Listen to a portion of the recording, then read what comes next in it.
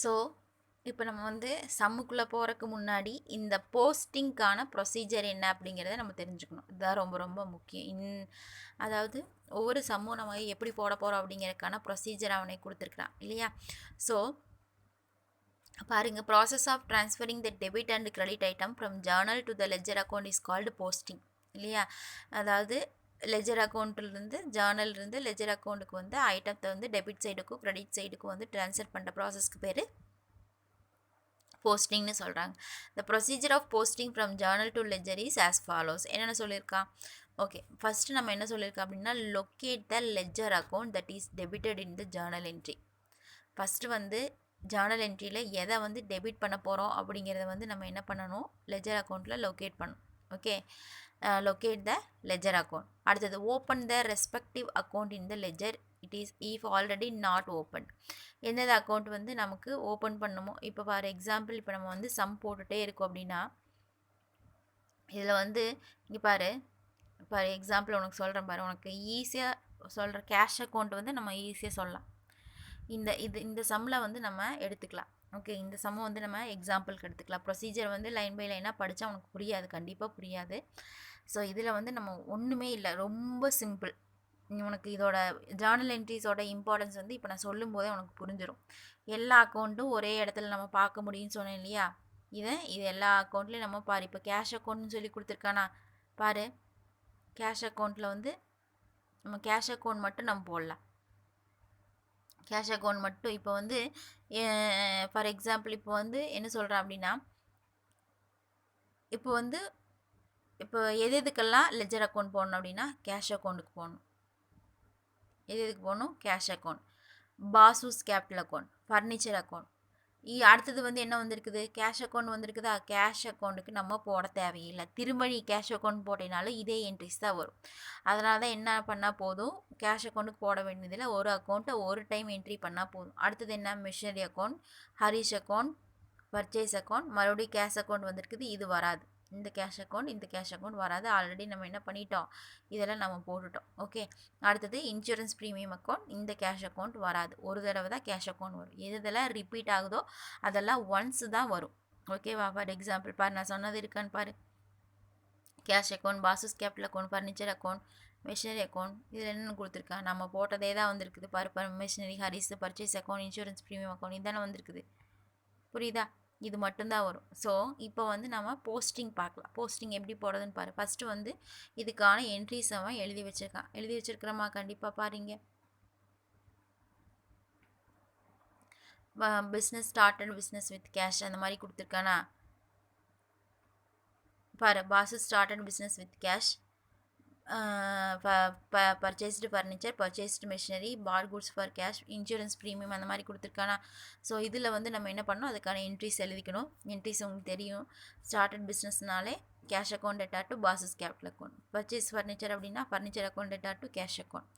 அடுத்தது machinery, purchase machinery அப்படின்னு சொல்லி பார்த்தோம்னா மிஷினரி அக்கௌண்ட் டு ஹரிஷ் அக்கௌண்ட். அடுத்தது பாட் குட்ஸ்னாலே பர்ச்சேஸ் டு கேஷ். அடுத்தது இன்சூரன்ஸ் ப்ரீமியம் பெய்னா insurance premium account data to cash account. இது ஆஸ் யூஷுவல் நம்ம ஜேர்னல் என்ட்ரிஸில் நம்ம மெயின்டைன் பண்ணக்கூடியது. இப்போ வந்து போஸ்டிங் அப்படின்னு சொல்லி பார்த்தோம் அப்படின்னா ரொம்ப சிம்பிள். இப்போ வந்து நம்ம என்ட்ரி ஃபஸ்ட்டு நம்ம எதுக்கு என்ட்ரி எழுத போகிறோம்? கேஷ் அக்கௌண்ட்டுக்கு நம்ம என்ட்ரி எழுத போகிறோம். ஓகே, இதுதான் டி ஃபார்மேட் உன்னோட நோட்டு. இங்கே வந்து டெபிட் சைடு எழுத போகிறேன், இங்கே வந்து கிரெடிட் சைடு எழுத போகிறேன் இல்லையா. இதில் வந்து 2 காலம் போட்டிருப்போம். இங்கே வந்து நம்ம பர்டிகுலர்ஸ் எழுதுவோம். இங்கேயும் வந்து அதாவது ஒரே நிமிஷம்.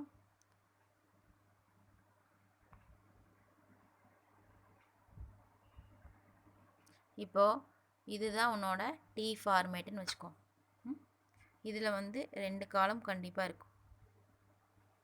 நோட்டை செக் பண்ணி பார்த்தீங்கன்னா 2 காலம் இருக்கும். இதில் வந்து டெபிட் சைடு, இது கிரெடிட் சைடு. ஓகே, இதில் வந்து டேட்டு. ஓகே, டேட்டு, பர்டிகுலர்ஸ், சும்மா ஷார்ட்டாக எழுதுகிறேன். டேட்டு, பர்டிகுலர்ஸ், அமௌண்ட் இதுதான் நம்ம வந்து ஃபுல்லாக எழுதணும். அடுத்தது இங்கேயும் அதே மாதிரி. இது வந்து கிரெடிட் சைடு. நோட்டை வந்து இதுதான் 2ஆக பிரிச்சுருக்கோம். Center page date, particulars, amount. Journal என்ட்ரிஸில் ஈஸியாக இருக்கா? இப்போ வந்து பாரு ஒரு நிமிஷம், எப்படி நம்ம போஸ்டிங் போடுறதுன்னு பாரு. கேஷ் அக்கௌண்ட் கொடுத்துருக்கானா, இப்போ ஃபஸ்ட்டு எங்கெங்கெல்லாம் கேஷ் அக்கௌண்ட்னு வருதுன்னு பார்க்கணும். கேஷ் அக்கௌண்ட் வர இடத்துல மட்டும்தான் நம்ம இங்கே கான்சன்ட்ரேஷன் பண்ணணும். ஓகே, இப்போ பாரு, கேஷ் அக்கௌண்ட் இங்கே வருது, அடுத்தது இங்கே வருது, அடுத்தது இங்கே வருது, அடுத்தது இங்கே வருது. இந்த 4 மட்டும்தான் நம்ம கான்சன்ட்ரேஷன் பண்ணணும். ஓகே, ஃபஸ்ட்டு பாரு, ஒன்றுமே கிடையாது. இப்போ என்ன நம்ம அக்கௌண்ட் போட போகிறோம்? கேஷ் அக்கௌண்ட் போட போகிறோமா? அப்போ கேஷ் அக்கௌண்ட் எங்கெங்கே இருக்கோ அங்கங்கே மட்டும் கான்சன்ட்ரேஷன் பண்ணு. ஃபஸ்ட்டு நம்ம பார்க்க போகிறது என்ன அப்படின்னா, ஃபஸ்ட்டு இங்கே வருதா, கேஷ் அக்கௌண்ட்டுக்கு பக்கத்தில் என்ன இருக்குது? 2 பாசஸ் கேபிட்டல் அக்கௌண்ட் வருதா?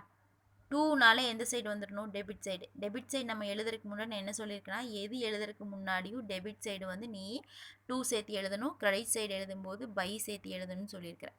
பை சேர்த்து எழுதுறதுக்குன்னு சொல்லியிருக்கேன்னா, அப்போது இந்த சைடு நீ பார்த்த அப்படின்னா ஃபஸ்ட்டு கேஷ் அக்கௌண்ட் எங்கே வருதுன்னு பாரு. கேஷ் அக்கௌண்ட்டுக்கு பக்கத்தில் என்ன இருக்குன்னு பாரு. ஏன்னா நம்ம போட போகிறது கேஷ் அக்கௌண்ட். கேஷ் அக்கௌண்ட்டில் கேஷ் அக்கௌண்ட் வராது. நம்ம என்ன அக்கௌண்ட் நம்ம எழுத போகிறோமோ அந்த அக்கௌண்ட்டில் அதோட அக்கௌண்ட் வராது.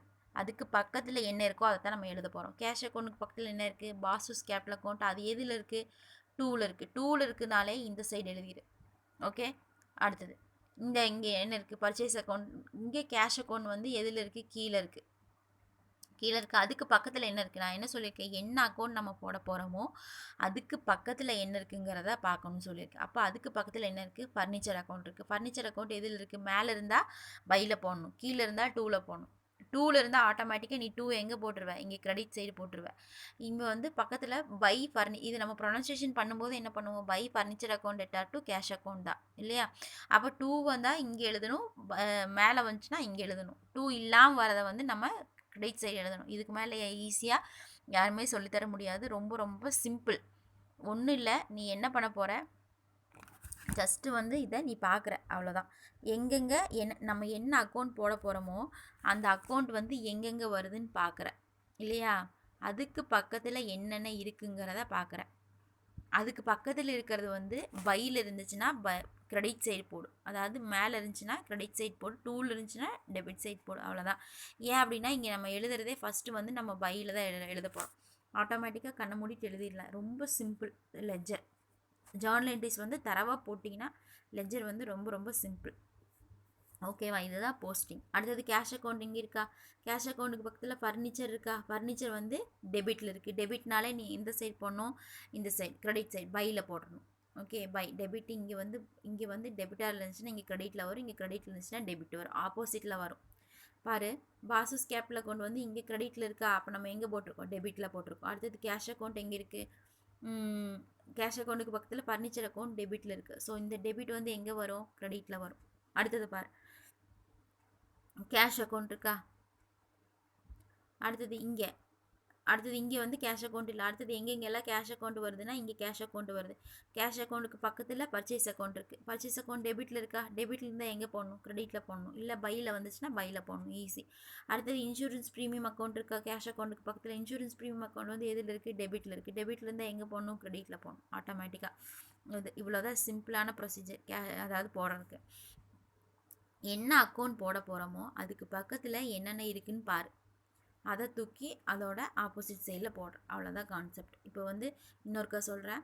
கேஷ் அக்கௌண்ட் இருக்கா? கேஷ் அக்கௌண்ட் எங்கெங்கெல்லாம் இருக்குங்கிறத பாரு.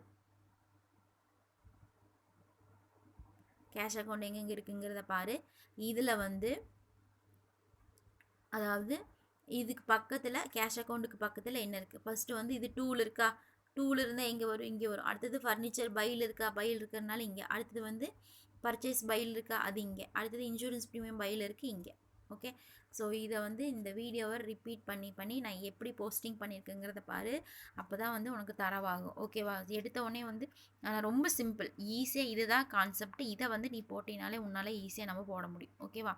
அடுத்தது வந்து கேஷ் அக்கௌண்ட் முடிஞ்சிருச்சா? இனி கேஷ் அக்கௌண்ட்டுக்கே நம்ம வரக்கூடாது. அடுத்தது வந்து நம்ம எங்கே வரோம்? பாசூஸ் கேபிட்டல் அக்கௌண்ட்.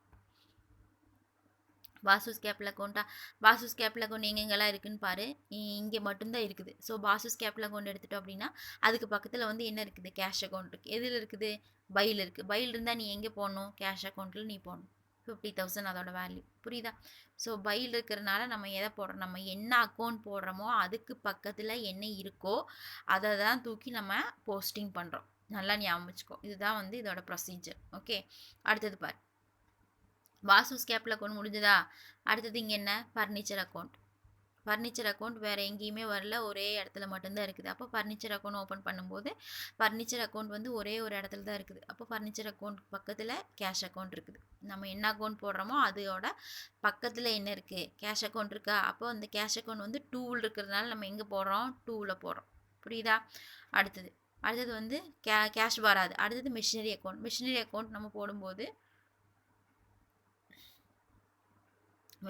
நம்ம போடும்போது இங்கே என்ன பண்ண போகிறோம்? மெஷினரி அக்கௌண்ட் இங்கே இருக்கா? மெஷினரி அக்கௌண்ட்டில் வந்து அதுக்கு பக்கத்தில் என்ன இருக்குது? ஹரிஷ் இருக்குது. ஹரிஷ் வந்து டூல் இருக்கிறதுனால நம்ம எங்கே போடுறோம்? டூவில் போட்டிருக்கிறோம். புரியுதா? அடுத்தது பர்ச்சேஸ் அக்கௌண்ட். அடுத்தது என்னது? Purchase account. பர்ச்சேஸ் வந்து எங்கெங்கே வருதுன்னு பார். பர்ச்சேஸ் பக்கத்தில் பர்ச்சேஸில் வந்து எதுவுமே வரல, ஒரே ஒரு அக்கௌண்ட் மட்டும்தான் இருக்குது, கேஷ் அக்கௌண்ட் மட்டும்தான் இருக்குது. கேஷ் அக்கௌண்ட்டுக்கு வந்து நம்ம என்ன பண்ண போகிறோம் அப்படின்னா, இது டூவில் இருக்குது. பர்ச்சேஸ் அக்கௌண்ட் இங்கே இருக்குது, பர்ச்சேஸ் அக்கௌண்ட் இங்கே இருக்குது. பர்ச்சேஸ் அக்கௌண்ட்டுக்கு பக்கத்தில் டூ கேஷ் அக்கௌண்ட் இருக்கிறதுனால டூவில் போடுறோம். புரியுதா? டெபிட் சைடு வரது டூ, கிரெடிட் சைடு வரது பை.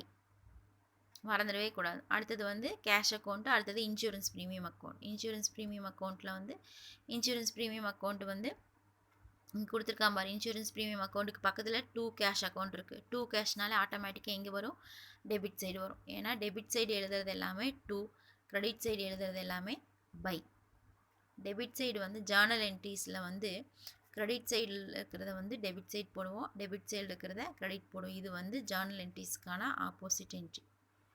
ஜேர்னல் என்ட்ரிஸில் டெபிட் பண்ணியிருந்தோம்னா லெஜரில் வந்து கிரெடிட் பண்ணும். இன்னும் கன்ஃபியூஸே ஆக வேண்டாம், நீ ஒன்றுமே பண்ண வேண்டாம். நீ உனக்கு ஒரே விஷயம் என்ன நீ நோட் பண்ண வேண்டியது என்ன அப்படின்னா, ஜேர்னல் வந்து நீ கரெக்டாக போடணும். சரியா? ஜேர்னல் நீ வந்து கரெக்டாக போட்டுட்டு நம்ம என்ன அக்கௌண்ட் போட போகிறோம். ஒரு அக்கௌண்ட் ஒரு தடவை தான் வரும், ரெண்டாவது திரும்ப வராது. ஓகேவா? இந்த ஒரு அக்கௌண்ட் வந்து ஒரு தடவை மட்டும்தான் நம்ம போட போகிறோம். ரெண்டாவது அந்த அக்கௌண்ட்டை நம்ம திரும்ப போட போகிறது கிடையாது. நீ போட்டாலும் அதே ஆன்சர் தான் வரும். நீ வேணால் செக் பண்ணி பார்த்துக்கோ. ஓகே, இப்போது ஸ்டார்டடுங்க ஈஸியாக வந்து ஃபஸ்ட்டு கான்செப்ட் என்ன அப்படின்னா, எந்த அக்கௌண்ட் நம்ம போட போகிறோமோ அந்த அக்கௌண்ட்டுக்கு பக்கத்தில் என்ன இருக்குங்கிறத பாரு. அது பையில் இருந்துச்சுன்னா நீ பையில் போடு, டூ இருந்துச்சுன்னா டூவில் போடு. லெஜரில் வந்து எங்கே பையில் வருமோ அங்கே போடு. கிரெடிட்டில் வந்து டூவில் வந்துச்சுன்னா எங்கே லெஜரில் டூ வருமோ அங்கே நீ போடு. அவ்வளோதான் கான்செப்ட். ஓகேவா? ரொம்ப சிம்பிள். ஒரு சம் முடிஞ்சிருச்சு. ஓகேவா?